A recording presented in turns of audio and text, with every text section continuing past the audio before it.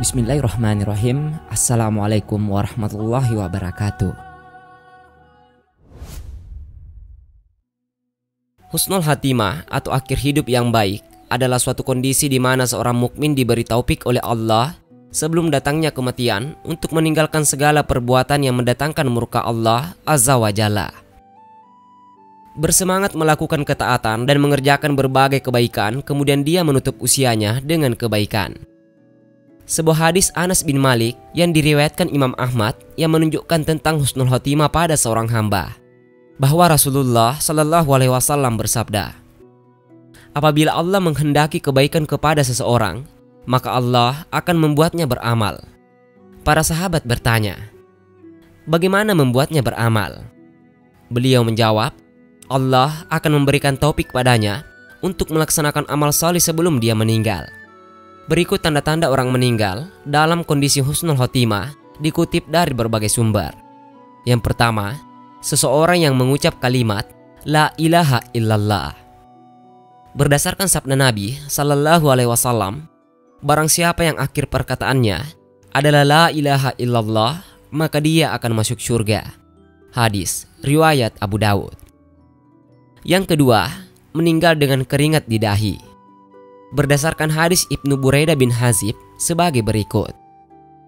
Dari Ibnu Buraidah dari ayahnya bahwa ia berada di Khurasan. Ia menjenguk saudaranya yang sakit. Ia menemuinya tengah sekarat dan dahinya berkeringat. Ia berkata, Allahu Akbar. Aku mendengar Rasulullah Shallallahu Alaihi Wasallam bersabda, orang mukmin meninggal dunia dengan mengeluarkan keringat di dahinya. Hadis riwayat Ahmad. Yang ketiga, mati pada malam Jumat atau di siang hari Jumat. Berdasarkan sabda Nabi Sallallahu Alaihi Wasallam, tidaklah seorang mukmin meninggal dunia di hari Jumat atau pada malam Jumat kecuali Allah akan menjaganya dari fitnah kubur. Yang keempat, orang yang meninggal karena taun atau penyakit wabah ataupun sampar. Rasulullah Sallallahu Alaihi Wasallam bersabda, yang artinya, mati karena penyakit sampar adalah syahid bagi setiap muslim. Hadis riwayat Bukhari. Yang kelima, orang yang meninggal karena sakit perut. Barang siapa yang mati karena sakit perut, maka dia adalah syahid. Hadis riwayat Muslim. Yang keenam, orang yang meninggal karena tenggelam, karena kejatuhan bangunan ataupun tebing. Abu Hurairah meriwayatkan bahwa Rasulullah Shallallahu Alaihi Wasallam bersabda, yang artinya, orang yang mati syahid itu ada 5. Orang yang meninggal karena penyakit taun, sakit perut, tenggelam, orang yang kejatuhan bangunan atau tebing, dan meninggal di jalan Allah. Hadis riwayat Bukhari. Yang ketujuh, orang yang meninggal dalam suatu urusan di jalan Allah atau sabilillah. Seperti seseorang yang meninggal dalam perjalanan dakwah atau meninggal sewaktu mengajar ilmu agama atau melakukan amal kebajikan kepada sesama yang diniatkan ikhlas karena Allah. Sebagaimana dijelaskan dalam hadis riwayat Bukhari, fisabilillah adalah berjuang di jalan Allah juga dalam pengertian luas sesuai dengan yang ditetapkan oleh para ulama. Yang kedelapan, seorang wanita yang meninggal karena melahirkan anaknya. Rasulullah Shallallahu Alaihi Wasallam bersabda, yang artinya, terbunuhnya seorang muslim terhitung syahid. Kematian karena wabah taun terhitung syahid. Kematian karena sakit perut terhitung syahid. Kematian karena tenggelam terhitung syahid. Dan seorang wanita yang mati karena melahirkan anaknya terhitung syahid. Hadis riwayat Ahmad.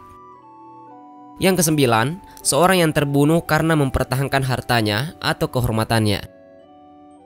Abu Hurairah radhiyallahu anhu meriwayatkan, yang artinya, datang seorang laki-laki kepada Rasulullah Sallallahu Alaihi Wasallam dan bertanya, wahai Rasulullah, bagaimana kalau ada seseorang yang hendak mengambil hartaku? Beliau bersabda, jangan engkau berikan hartamu. Bagaimana kalau ia melawanku? Beliau bersabda, lawanlah dia. Bagaimana kalau dia membunuhku? Beliau bersabda, engkau syahid. Bagaimana kalau aku yang membunuhnya?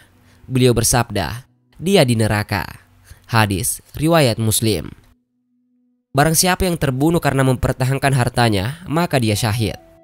Barang siapa yang terbunuh karena mempertahankan agamanya, maka dia syahid. Barang siapa yang terbunuh karena mempertahankan nyawanya, maka dia syahid. Dan barang siapa yang terbunuh karena mempertahankan keluarganya, maka dia syahid.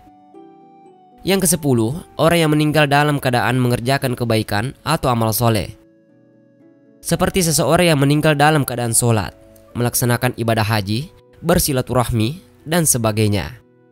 Rasulullah Shallallahu Alaihi Wasallam bersabda, yang artinya, barang siapa yang meninggal ketika mengucap la ilaha illallah ikhlas, maka dia masuk surga. Barang siapa yang berpuasa pada suatu hari, kemudian meninggal, maka dia masuk surga. Dan barang siapa yang bersedekah ikhlas karena Allah, kemudian dia meninggal, maka dia masuk surga. Itulah di antara tanda-tanda seseorang meninggal dalam keadaan husnul khotimah. Semoga apa yang sedang kita kerjakan dan apa yang sedang kita upayakan menjadi jalan kita untuk mendapatkan ridho Allah di surganya kelak.